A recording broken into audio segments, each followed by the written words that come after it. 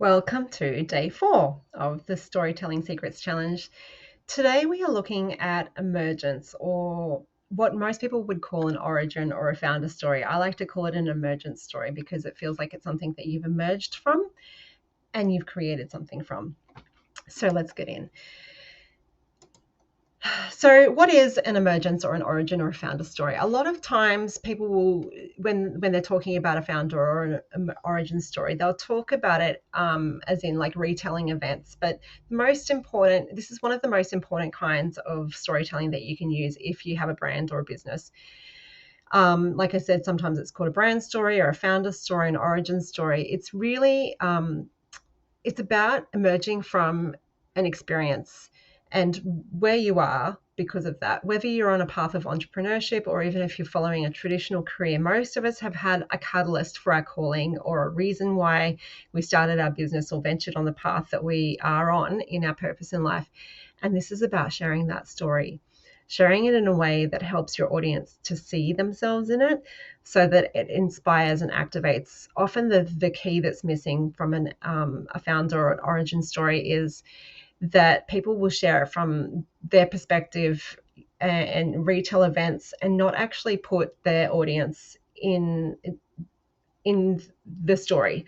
So when someone can see themselves in the story, whether it's to be inspired by, to be activated by, because they can recognize themselves in the place that you were and where you want to go, then that's what will make them move towards you. That's what will create conversion. That's what helps people to make moves in their own lives. So what is the basics of an emergent story? Most people, it's not about retelling events, as I said. It's about extracting the feelings and the essence in taking your audience to go on a journey with you, to feel something. That's the main point that I keep on reiterating to you is storytelling is about making people feel. It should always relate to your greater mission. So what is the thing that you're here to change the world with? What is your key message and your movement? This is the thing that you want to be known for. And this is what I talk a lot about with my authors, is looking at that transformation that you want the reader or the audience to feel, whether it's in marketing, whether it's in writing your book. It's always about transforming people and remembering that this is your story.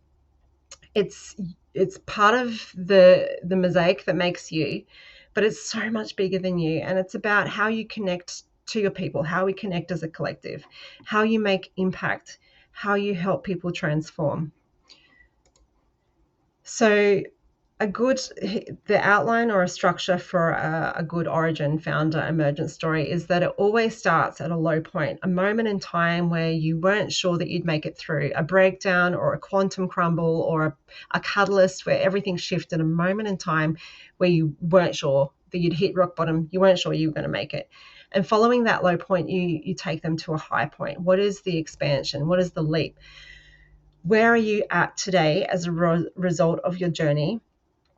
So going from that low point to that high point, and then you share the how, tell the journey that you've been on to get to the point you are now.